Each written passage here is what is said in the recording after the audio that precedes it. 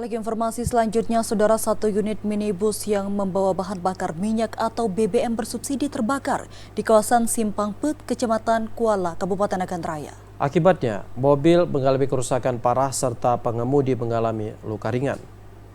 Dalam video amatir, terlihat api membakar dan menghanguskan satu unit minibus Toyota Innova milik seorang warga yang di dalam terdapat beberapa jerigen bahan bakar minyak bersubsidi.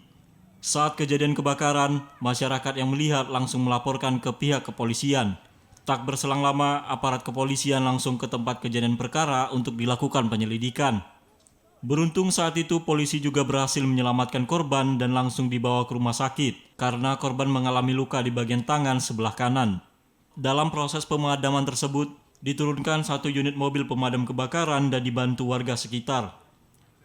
Kasat Reskrim Polres Nagan Raya AKP Mahfud mengatakan, dalam mobil yang terbakar tersebut ditemukan 5 jerigen bahan bakar minyak jenis Pertalite yang dibeli dari salah satu SPBU yang nantinya akan didalami oleh pihak kepolisian.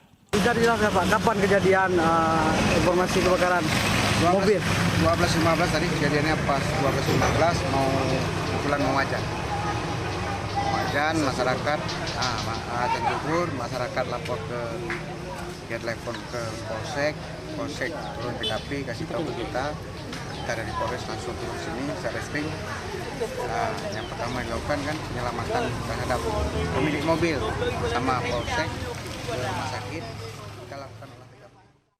Berdasarkan hasil olah TKP sementara, kebakaran tersebut diduga karena adanya tetesan minyak bensin dalam jerigen yang jatuh ke knalpot mobil.